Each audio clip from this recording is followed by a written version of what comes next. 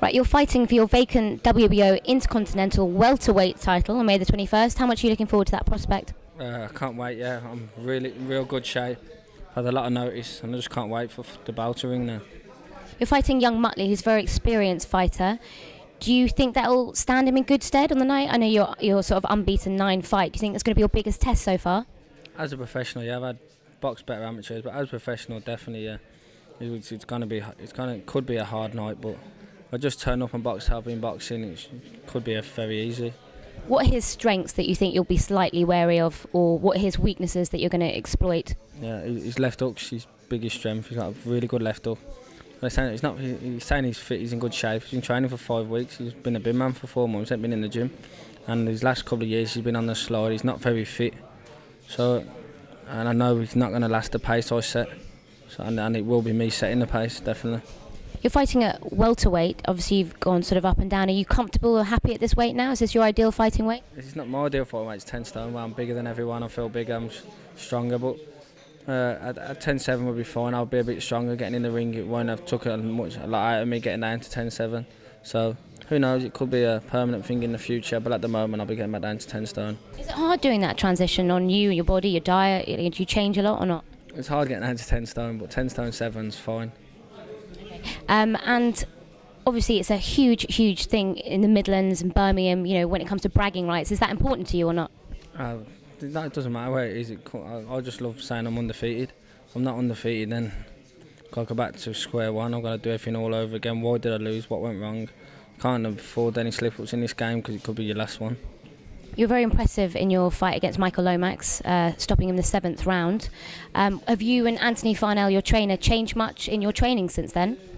Oh, we picked it up another level, I think. There was a few things I could have probably took him out earlier. I know I hurt my hand a bit, but if I would have just kept the pace high, if I wouldn't have just sat back and done what I wanted and enjoyed it. So now I know, if you never know, they could come back into the fight later on when you're enjoying it. What sort of things have you been working on specifically? Body shots. I've been working a lot on body shots, slowing the opponent down. Just my inside fighting, we've been working a bit more on. I know I've got good head movement, but it can always get better. Just working on most things, really. If assuming you do win this fight, obviously you sort of be ready for a British title, European title. Names like Ashley Theophane being thrown in. Are those the sort of people you have on your radar as your next opponents? Definitely. I know I'm fighting again in July. I like welterweight, so whoever it is really, I just want a title fight.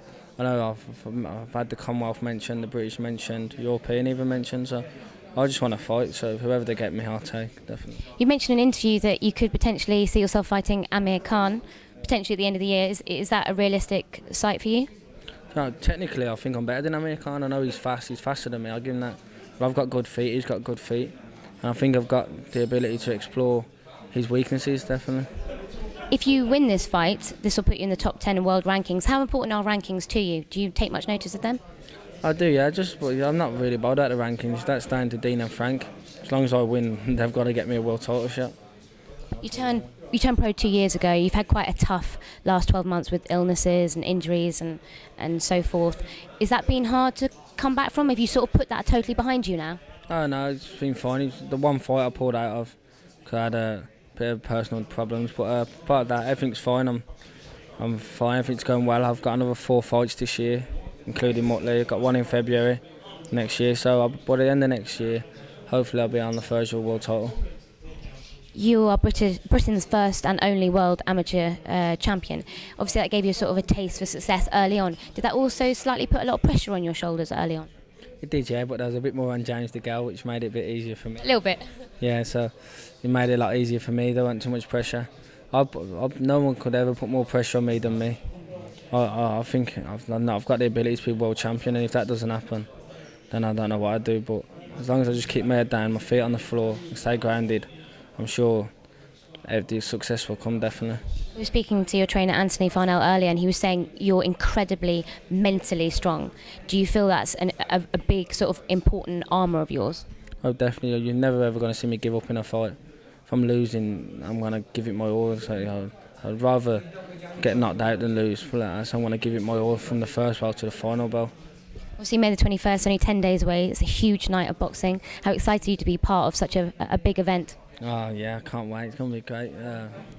really looking forward to the world title fight. But I've grew up with James and Groves, and James and George, so it's gonna be a good fight. And I like George; he's a nice guy. But So what's your prediction on, firstly, James DeGale and George Groves?